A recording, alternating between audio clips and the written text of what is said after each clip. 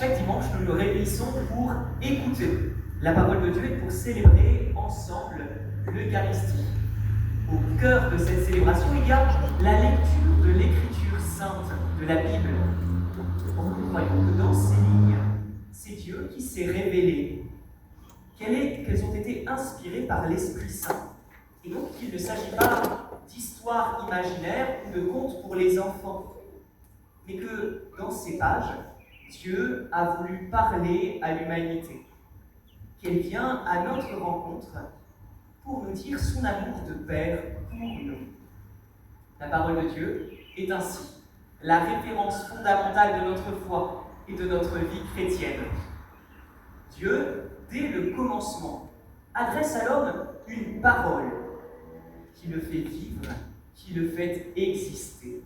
Les premiers mots qu'il adresse à sa créature, la seule d'ailleurs qu'il a faite à son image et à sa ressemblance, ces mots sont une bénédiction. Dieu dit du bien de l'homme. Il proclame et appelle l'homme et la femme à être féconds dans l'amour, à porter du fruit. Et il leur confie la garde de l'œuvre merveilleuse de la création. La parole de Dieu est un appel à la vie, une bénédiction et une invitation à marcher main dans la main avec Dieu dans la confiance. Elle est tout près de toi, cette parole. Elle est dans ta bouche et dans ton cœur. Adresser la parole à quelqu'un, c'est choisir d'entrer en relation avec cette personne pour lui partager une nouvelle, pour lui annoncer une bonne nouvelle. Tu es aimé de Dieu. Qui que tu sois, quoi que tu aies fait, tu es aimé inconditionnellement par Dieu. Dieu, parce qu'il t'aime, d'un amour qui est infini, a voulu te parler. Et c'est ça précisément la Bible. C'est une bibliothèque dans laquelle chaque livre raconte l'histoire de Dieu avec l'homme, l'aventure du salut. Une aventure dont tu fais pleinement partie. À la fin, en ces jours où nous sommes, Dieu, nous dit l'auteur de la lettre aux Hébreux, Dieu nous a parlé par son Fils. Et le Verbe s'est fait chair. Et il a fait sa case côté la nôtre. Alors que nous étions pécheurs, Dieu n'a pas voulu nous laisser sans parole. Il continue de vouloir communiquer avec l'humanité. Communiquer, le pape François disait ça dans une vidéo il n'y a pas très longtemps, il y a quelques jours. Communiquer, il disait à nous, c'est sortir de soi-même pour donner de ce que je suis à l'autre. La communication, continuait-il, n'est pas seulement la sortie, mais aussi la rencontre avec l'autre. Communiquer, c'est le propre de Dieu qui sort de lui-même pour donner, pour se donner à l'homme. Dieu sort de lui-même pour venir à ta rencontre, pour te faire don de son amour et de sa vie immortelle, pour que l'homme devienne fils dans le Fils unique, Jésus. Écouter, lire, prier avec la parole de Dieu, c'est entrer en dialogue avec Dieu, le Père de Jésus-Christ. Ouvrir largement les portes de ton cœur, c'est l'accueillir comme ton Dieu, ton libérateur et ton sauveur, dans la puissance de l'Esprit Saint qui renouvelle tout ce qu'il touche. Écouter, lire, prier avec la parole, c'est la laisser prendre chair aujourd'hui dans ma vie. Jésus l'a dit, les paroles sont esprit et elles sont vie. Elles nous transfigurent. Et encore, si quelqu'un m'aime, il gardera ma parole, mon Père l'aimera. Nous viendrons vers lui et chez lui, nous ferons une demeure. Accueillir et méditer la parole de Dieu, la laisser prendre chair en nous, la laisser nous convertir. C'est faire comme ce qu'a fait la Vierge Marie.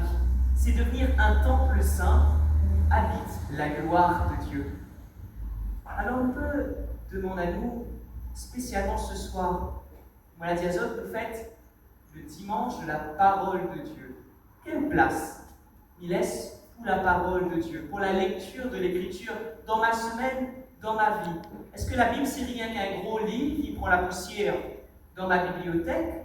Ou bien c'est le lieu où j'écoute Dieu me parlait cœur à cœur. Ce gros livre-là, cette grosse bibliothèque, elle est posée pas dans un coin de ma chambre, mais sur ma table de prière. Chaque jour, je prends un moment pour lire ce que Dieu veut me dire. Alors là, 2, 3 va dire moi, mais mon Père, la parole de Dieu, ça est compliqué, ma maman, il faut trop l'école, moi. Et puis, il faut être un petit peu intelligent. Quand tu parles avec ton ami, quand tu l'écoutes, quand tu as un dialogue avec lui, est-ce que tu essayes de faire des grands concepts philosophiques avec ton ami et de te dire quoi ça raconte ce monde-là aujourd'hui? Non, tu lui parles avec simplicité et tu l'écoutes. Et dans ce qu'il te dit, tu prends ce qu'il y a de bon. Tu es capable de le remercier du fait qu'il soit là avec toi. Alors quand je te lis la parole de Dieu, fais comme si, fais pas comme si, je t'y cause avec Jésus, avec Dieu. Tu n'as pas besoin de faire juste te laisser rencontrer par Dieu et peut-être dire mais quand je lis cette parole que je ne comprends pas trop, là, qu'elle est un petit peu énigmatique, qu'est-ce que Dieu me dit pour ma vie? À quelle conversion est-ce qu'il m'appelle? À quelle action de grâce? Lire la parole de Dieu, fondamentalement pour nous, c'est chercher le visage de Jésus à travers toutes ces lignes qui sont là. Chercher de voir le regard de Dieu qui se pose sur moi et qui me dit que je suis aimé. L'Écriture, elle doit devenir, frères et sœurs, pour chacun d'entre nous, la référence fondamentale de notre foi et de notre vie chrétienne. Le roc sur lequel il faut construire. Elle doit être comme l'air que nous respirons.